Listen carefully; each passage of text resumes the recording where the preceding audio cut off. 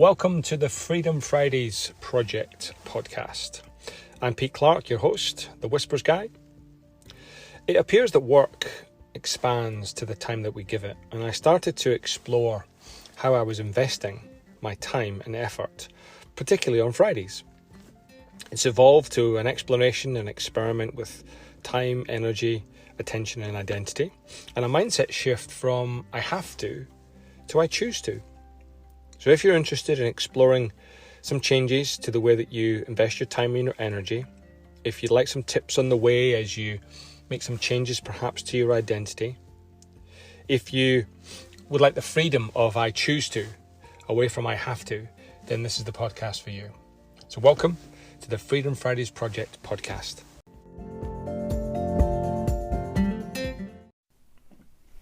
Welcome to episode 19. So I'm going to do a short solo episode this week, partly to reflect on the interviews that I've been having and some of the normal people that are doing extraordinary things, share some thoughts with you about how my Fridays are going, and leave you with a couple of questions that I've been pondering. And so I came across a book a couple of weeks ago called Start Ugly. That's right, Start Ugly. And that really resonated with me because when I started this, I had no idea what I was doing. It was on a bit of a whim. It's not my normal, or hasn't been my normal approach. Normally I do some research and plan it out and do a mind map, etc., etc. Whereas I just started this, and with a resolve to see where it went, if it even went anywhere, and to make it a bit better as I went along. And I think I've done that, 19 episodes in, with a couple of episodes interviewing other people. I feel like I can, I make notes quicker, I'm able to articulate a little bit longer, and I think a little bit better, but you, the listener, will be the judge of that, about what's been going on in my head. And so when I came across Start Ugly, it really resonated, because for me that's the premise. If you're never really going to know until you start. And as I said, my normal pattern was it's got to be pretty schmick. And I've been wondering a lot if that's because I was fearful of the perception that people would have in my work, in my life. I don't know what it is exactly, but people will have a perception of how I operate. And I wonder if my fear of it being less than what it might have been prevented me from even doing this. And so that's been a really big win for me in doing this podcast, is just the ability to record my voice with some relatively random thoughts under the premise of Freedom Fridays and see where it goes. Now, one of the things that I've shared with you before, if you've listened to previous podcasts, is what then came out of the universe. What then came out of the woodwork, if you like, was other people who were doing Fridays or not. Were trying to move from something to something. They were trying to move from, God, I have to do this, and I really want to choose to do that. And so far I've interviewed two pretty normal people. Alex, who is a corporate guy who is using magic to become a better storyteller, and Craig, who is moving out of the long-held family home. Fascinating interviews. And as I've reflected on that as a task, as something to share with you, the listener, I found it quite easy to have the conversation. I found it better, and almost like we're having a coffee or a beer or something. And that's allowed me just to make it more conversational. So if you do have any feedback about whether it lands that way, I'd love to know, because that's how it feels. I think I could probably be better prepped, and I've gone into this with a couple of notes around what's the signature question at the start and how are you going to end, and what might be 2 or 3 key questions you might ask. And again, as we know, the hard work is done long before you dance under the lights. So as I interview more and more people, and that may expand into different areas, I will be doing more prep. I'll probably at the moment keep the signature question, which is, what's your big change? What are you moving from to? What are you moving from I have to I choose to? What is that? And to see if that's informative or instructional for you, the listener, about how you might make those changes. That's what I'll be doing a bit more next time. And another distinction that I guess has become clearer for me as I've spoken to Alex and Craig in particular, is that whilst it might not seem extraordinary to you, or even I sometimes, it's extraordinary to them. And whilst we might not be attached to the historical narrative that's made it extraordinary for them, I think there's something insightful and potentially informative by listening to other people's stories about what are extraordinary for them. And in doing so, it may not be something, that Michael Jordan or Oprah Winfrey would find extraordinary. And obviously this is not broadcast to that many people yet.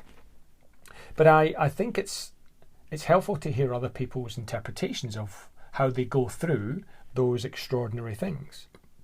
And so I'm hoping that it's been useful and informative, a little bit interesting about normal people. If you're a normal person and you're doing something extraordinary, please get in touch, and I'd happily interview you and include you on this if you think other people might like to hear your story.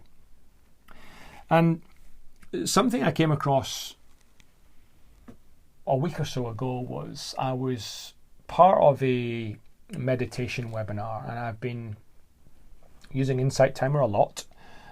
Sometimes just the timer, sometimes a guided meditation, and I've been finding it really useful. And something that someone said was just put the question to us about how do we find ourselves in a place of peace when all around us is in chaos. Now, whether your life's in chaos or not, I don't know. But when I reflect on the news, social media, some really close friends of ours, as I'm sure many of you have, are going through some really tough times, emotionally, psychologically, in work, in life, with kids, with pets. And it's amazing how much chaos there might be out there. And so in order to navigate that chaos, how do we find ourselves in a place of peace?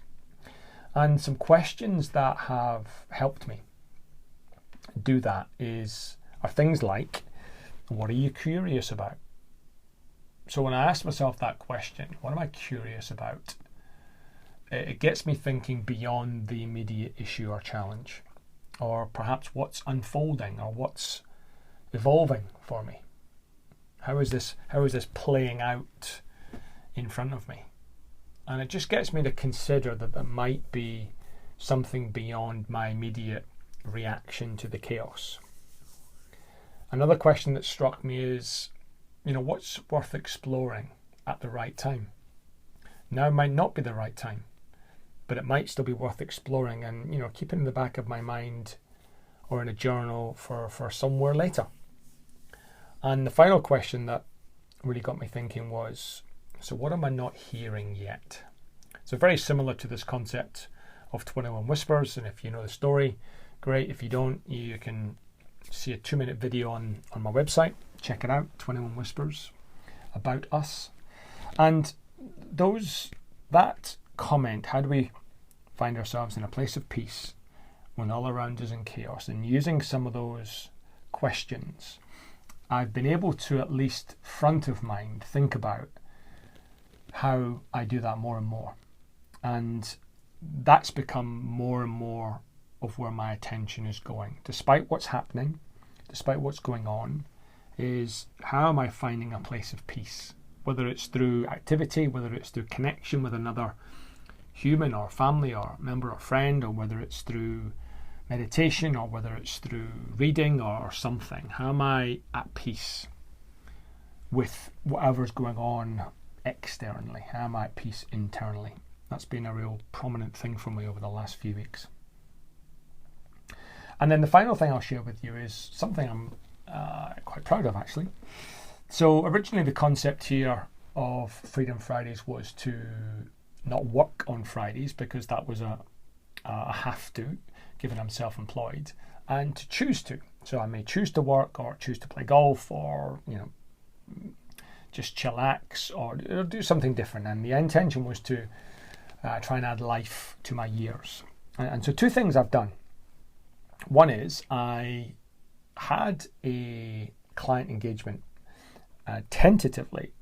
So if I'm giving myself a hard time, it was easy because it was tentative, but it was tentatively scheduled for a Friday. And I said it and agreed to it a little bit reluctantly at the start, and I'm not sure the client would have known, but I didn't make it clear. And part of me feels a little bit of regret and guilt and giving myself a hard time about that. But then a week later, I plucked up the courage and I got back to the client and said that date is no longer available. And ironically, and as I kind of guessed, there was no real issue, there was no real questioning and, attempt to say, well, you're a liar, you should be available, you already said you were. There was no issue whatsoever. So I built up this story in my head about it being a massive issue. And what I, on reflection, are perhaps most fearful about is one of my, immovable values is reliability. If I say I'm going to do something, I'm going to do it. So sometimes I'm reluctant to commit because I know when I commit, I'll do it. And so if I say I'm going to get you something or I'll find something for you or I'll send you something, it might be a little bit later than you expect, but I will usually always do it. So part of my identity is I'm reliable. If I say I'm going to turn up on Friday and run a session for you, then I'll do it. So for me to go against that was the hardest thing for me. It was going against that previously held, strongly, almost immovably and tightly held belief that I need to be reliable. My worth is about my reliability. And it was kind of refreshing for me to be a little bit, maybe not unreliable in that sense, but a little bit, changing my mind a little bit. And it felt okay. And I'm pretty proud that I did it. And the second thing I'm really proud about is for the next 6 weeks, I've invested time and money in developing my craft. My craft is facilitation. And so I've invested in doing an online group program for the next 6 weeks. And brilliantly, it happens to be on a Friday. And so for the next 6 weeks, my Fridays are locked out. They're pretty much set in stone. So it becomes in some ways easier for me to say no to prospective work when I've already got something locked in. Despite, if there was an emergency, I could always change it. But that feels pretty good. So in a future podcast, I'll let you know how that's gone. But I've been pretty proud at the way I've committed to do that, because at the time when I locked it in, I was still anxious about what my work pipeline was looking like. And so it had been so easy for me to wait until it was a bit fuller before I said yes. But I was pretty proud I did it, and that starts this Friday. So I'm really looking forward to that. I'm really looking forward to going a bit deeper on the mastery of this, dark art called facilitation. How do you take a group of people and move them and shift them in ways that they don't even know necessarily that it's happening, all for good, of course. And that I'll report back on that at some point in the future. So that's it for this week. I hope that was interesting and a little bit reflective on my week so far. Speak to you next week. Cheers.